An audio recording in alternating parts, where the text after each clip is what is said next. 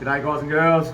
Here we've got a VCM Performance OTR, which is to suit the VF Commodore V6 range. So we're going to just do a video on the installation because there are a few things that people do tend to muck up, and I'm not going to lie, I've done the same. So we'll go through it and show you the parts first. So that's your side infill panel, fascia panels, obviously the OTR.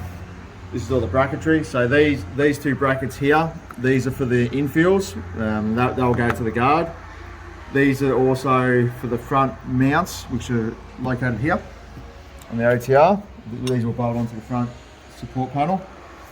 You've got your clips, and then these are your new radiator brackets, which surprisingly enough, everybody just seems to not fit these days, and there's not much holding the radiator in if you don't.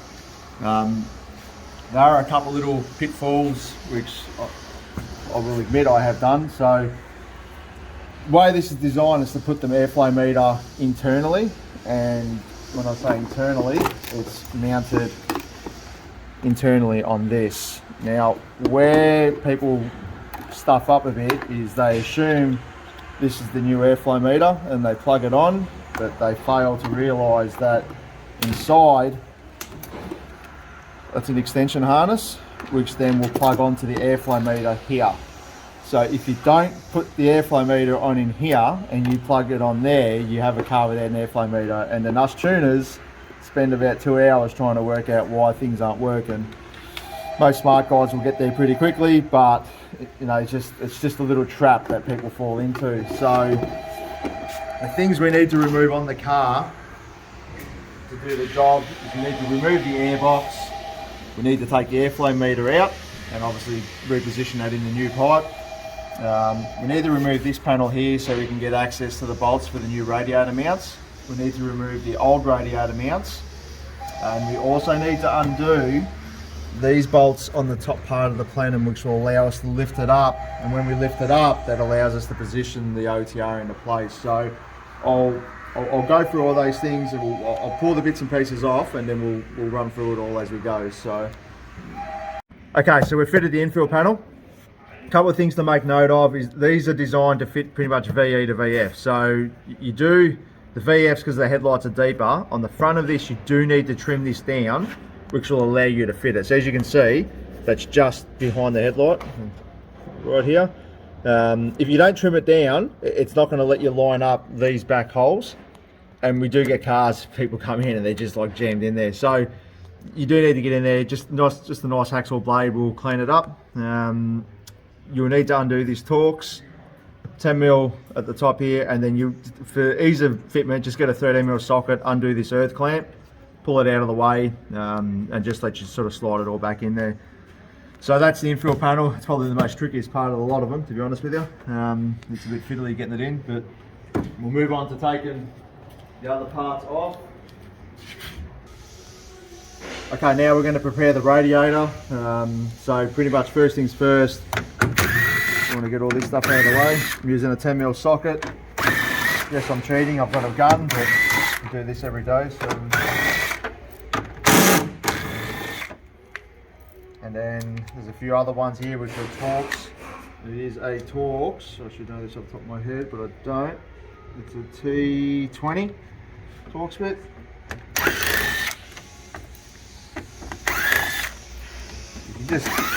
You can actually just grab this panel and bend it up out of the way, but I don't want to. Should do that, but it's your car, you can do it. So pretty much there's your panel there, which then gives you the room that you need to get into here. So there are a few other bolts, but just get this out of the way. We'll sit that up there for now. And we've got these old radiator mounts, which we want to get them out of the way as well.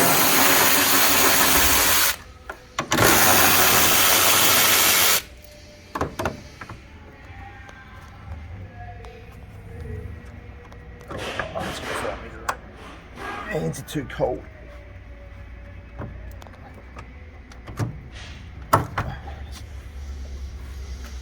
So get them out of the way. And there's two other ones down in here. Which we'd like to take off. Just don't drop anything like I just did.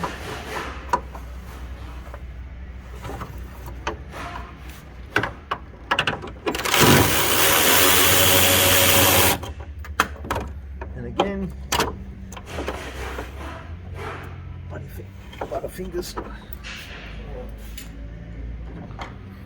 So then they've just got clips on this side. You can just use anything to push them off.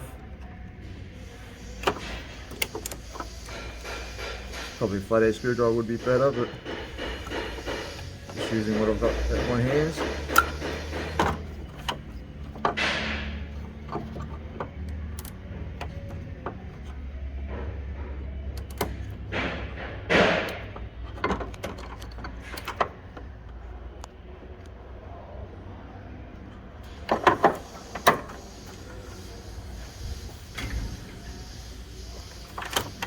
Back down in there, clip back on, just hold it.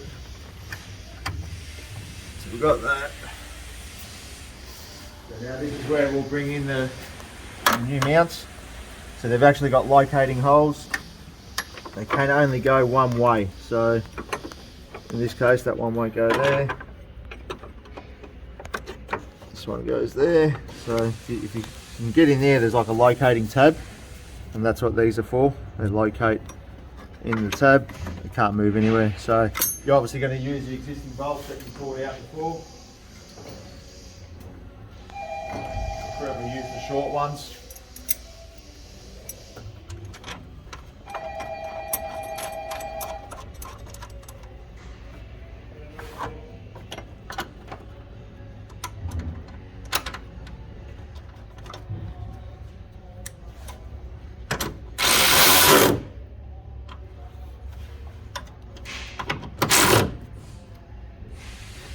Okay, so now that we've got those done, then we need to undo those two front ones there, which you can just use an open-ended ring spanner or whatever you like, really.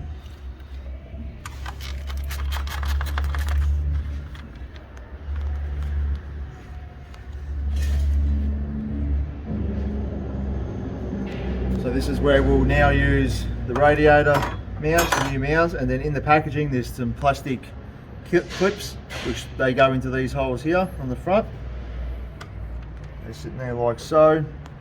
And then you'll also use the old bolts that you pulled out of the front brackets. And yeah, it's pretty sort of self-explanatory as you get deeper into it.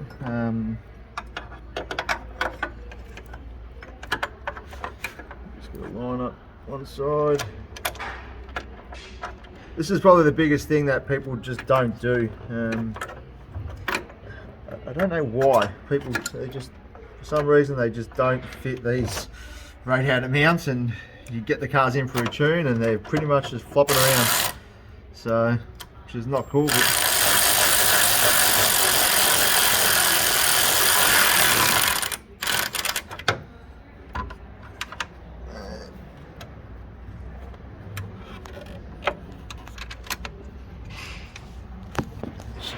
goes on the front. Same thing for the other side.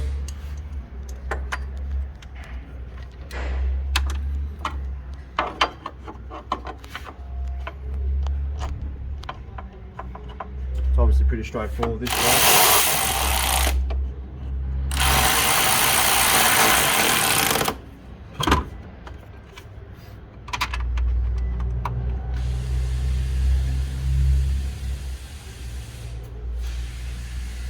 Try not to use any power tools on the radiator. It is plastic on the other side and it's quite easy to damage it, so I'll just use a ring spanner for them ones. Probably shouldn't really use power tools on these either, but we've been using them for a long time, so we sort of know the deal. So that's pretty much your radiator done. It's nice and secured. You've got your OTR mounts, which are here. So that's that part pretty much prepped now. So we'll now move on to the installation of the OTR. Obviously now's the time to put this cover back on, which we'll do that. And yeah, then we'll move on to the next stage of it. So all the front panels are all back on now. So we'll move across now to the OTR. I've already removed the airflow meter out of the existing pipe, but that's we'll get that in now. So It can only go one way, so I got that the right way the first time. Holes don't line up, so you really can't stuff this up. So just a star screwdriver is all you need. Put them in. But once again, I can't stress this less, like make sure you do this part, because yeah, I've had a few come to me now, they haven't had the airflow meters in there, and customer wasn't local, and it made it real annoying for him and for us, because we had to pull the car back off the dyno. Customer had the source and the airflow meter, and he was behind and he didn't get home till very late that day, so it was a crap day for everyone. So pretty much once that's in there, obviously you got to get the wiring, which is inside. You want to plug that on. It can only go one way. Make sure you put the lock ring or the lock clip back on, and then it all just pretty much falls back into place. So they have got some locating lines here, just up here. There's a little groove. I tend to just line up that with this groove here. Quite important that you do get that in the right spot. And then obviously you've got the hose clamp, which you need to put on. So I never really do these up tight until it's all on the car. It's just one of those things. It's always nice to have a bit of misalignment when you put it together. So just nip it up just to get the hose clamp so it takes its shape. But don't need to go any more than that. So we'll back this one off. Alright, so we're good to go. This locates there in the clip. So now we're about to go on. One thing I do tend to do, and there's probably a few purists out there, as I would probably say, I don't know what the right wording is for it. Bit of silicone spray. A little bit of silicone spray on anything rubber just makes things go together easy. Sorry, I have got to do one thing, which will make your life hell if you don't do it now. You need to undo the top of the plenum, which is what we will do now. Get that out of the way. So there's a couple of bolts at the back here. They are quite tight to get to.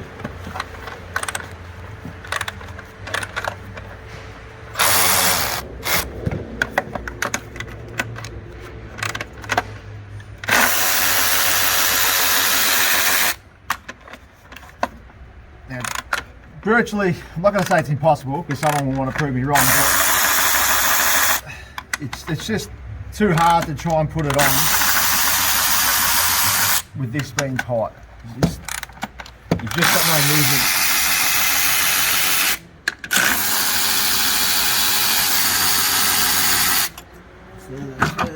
So a little bit of movement there. You don't have to remove it. Just needs a little bit of movement there just to help everything slide together, which can be frustrating with this particular intake. As you can see, you just pull that up right there. Let's quickly work for it.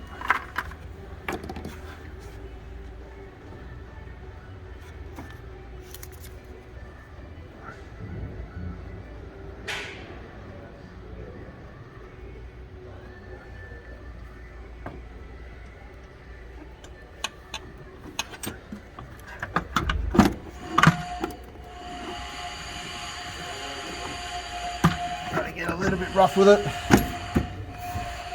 It all just falls together. Easily easy. And in my case, I've just made a mistake. Got the hose clamp in the wrong bloody spot.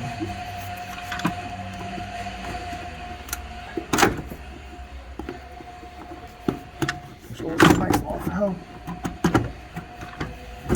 Okay. So once you've got that in there, to sort of just line up the clamp, and internally here, if you look, probably a bit hard to see, there's also another locating groove just in here. If you get this to locate on the throttle body, once you get that into position, use your 7mm, well, you can use a flathead screwdriver if you like. I just find these are easier to use, these tools, but you just line it up, nip it up now before you tighten everything up.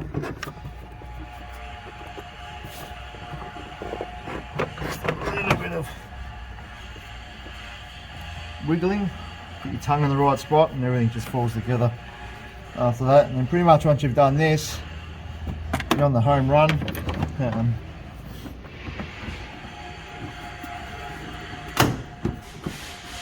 Drops in, that's all there.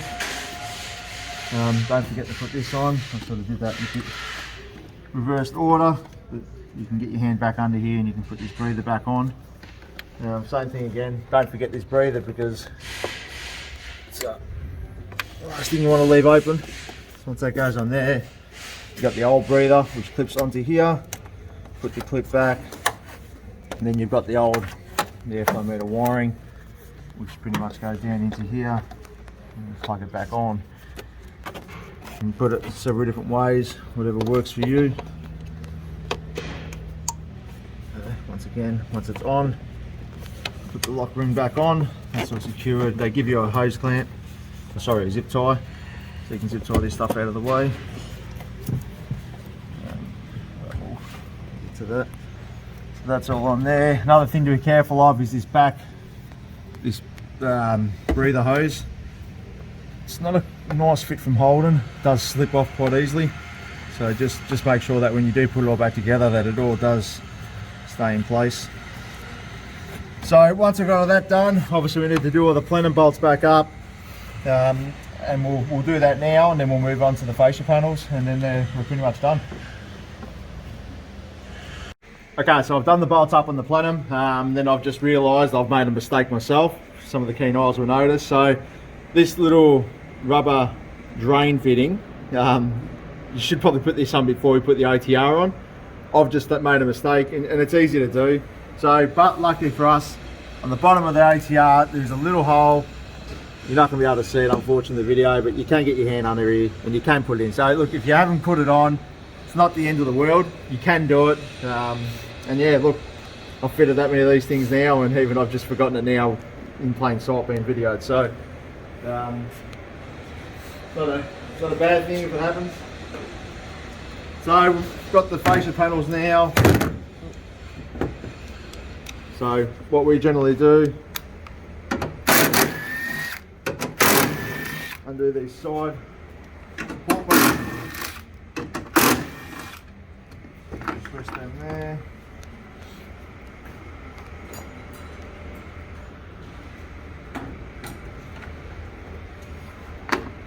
So you've got obviously a left and a right.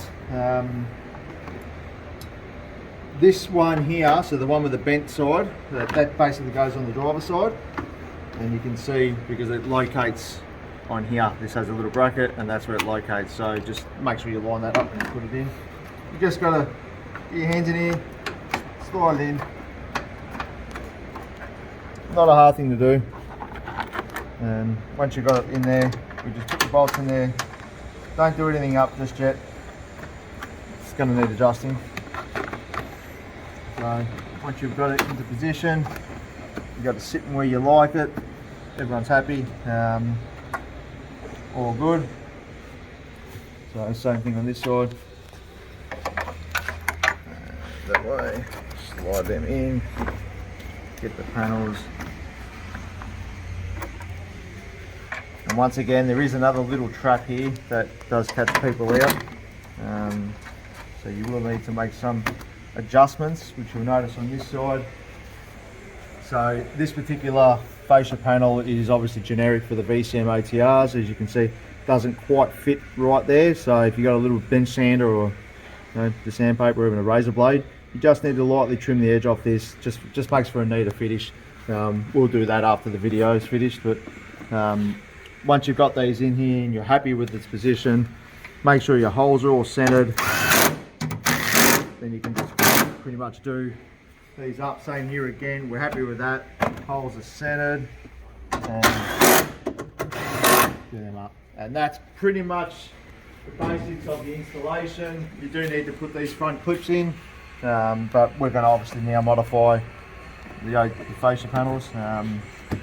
This side's alright, it's only the driver's side that needs to be modified. But pretty much once you've done that, everything sort of fits nice and neat. I can't stress less, once you do install one of these things, you do need to get it tuned. Because of the airflow meter has changed its position, it's now in a different tube, the MAF scaling is now off. So get the car straight to your tuner, you should be able to get it rectified pretty much straight away. They do respond quite well. We have done a video on our YouTube channel. We'll see if we can work out how to put a link in this video now. We are learning how to do this stuff, so but we'll yeah, that video goes a bit more detail of the power it makes and the reasons why we need to adjust things. So but yeah, thanks for watching guys, and that's your VCM V6 OTR installation.